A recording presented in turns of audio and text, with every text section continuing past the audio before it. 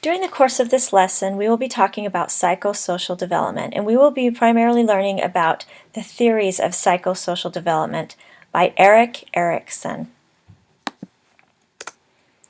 According to Erikson, what stages and accompanying tasks and challenges mark our psychosocial development? This is the question that we will be answering during the course of this small lesson.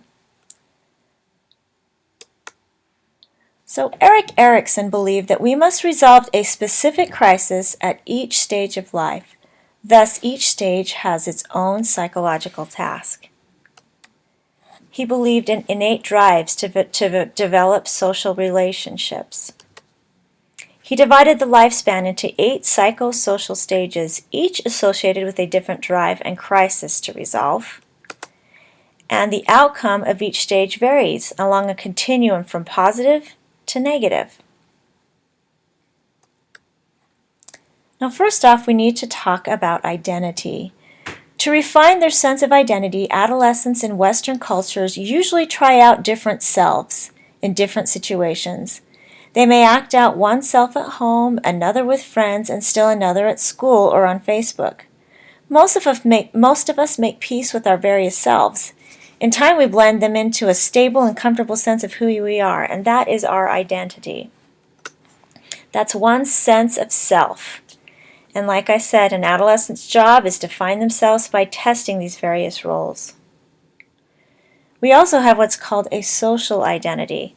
That's the we aspect of our self-concept. This is the part of the answer to who am I? That comes from our group or our membership within a group, our school, our church organization, and even our family. That's our social identity. Okay, so this is basically the stages of Erikson's psychosocial development. We start out with an infant, and they are dealing with the crisis of trust versus mistrust. We have a toddler who is dealing with the crisis of autonomy versus shame and doubt. We have a preschooler with initiative versus guilt, an elementary school aged child that is kind of struggling with industry and inferiority. We have identity and role confusion by the adolescence age, and then we have with the young adult intimacy and isolation. And middle ages, we get stagnation and generativity, and an older adult is kind of struggling with the integrity versus despair. Now first we'll talk in a little more in depth about the trust versus mistrust. This is from birth to 18 months. If needs are dependably met, infants will develop that sense of trust. But they will also learn to mistrust others. So this is a struggle that they will have during this age. Should they trust or should they mistrust? During toddlerhood, ages 1 to 3, we have autonomy versus shame and doubt. Toddlers learn to exercise their will and do things for themselves, or they may doubt their abilities. So as you see in this picture, this child is pouring something for themselves. They want to be independent. They want to be able to show that they can do it themselves. So toddlers will oftentimes throw little temper tantrums if they can't do something themselves right and they get frustrated, or they may even throw a temper tantrum if they're not allowed to feed themselves or do something for themselves. They want to be independent. They also are extending their energies as toward things like walking, grasping, toilet training, really physical things at this age. The next stage is initiative versus guilt. This is the preschool age, 3 to 6 years old. Preschoolers learn to initiate tasks and carry out plans, or they will feel guilty about their efforts to be independent. They also, during this stage, will become more assertive and more forceful. Sometimes this is the age where we start getting into little squabbles about sharing a little more often. During elementary school, which would be 6 years to puberty, we struggle with competence versus inferiority.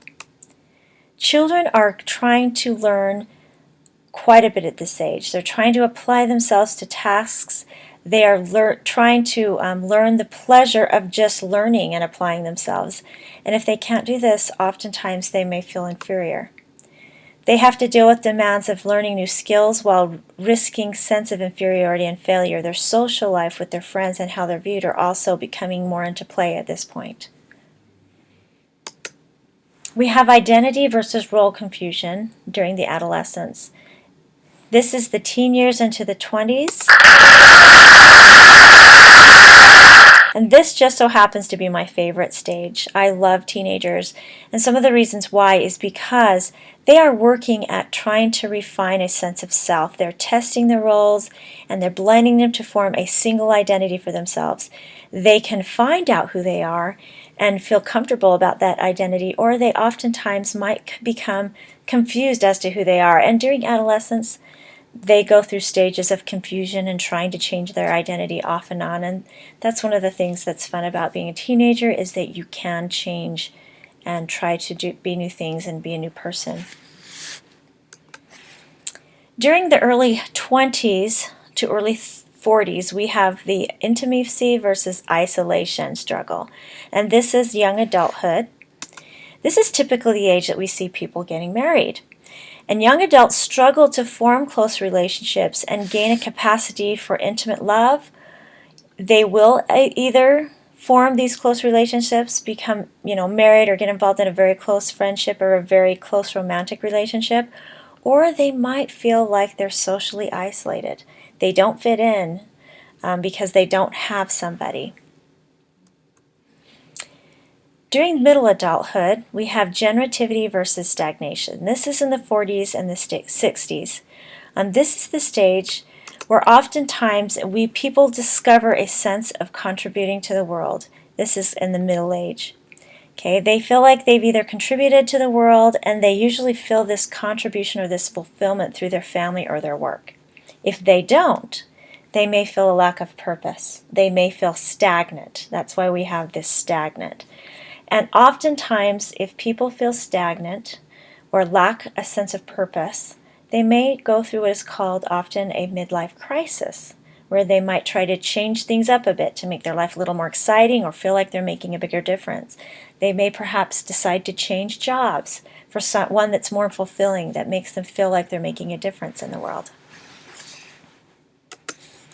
Integrity versus despair is our last stage. This is late adulthood. This is from the late 60s and up. Now, during this stage, we reflect on our lives.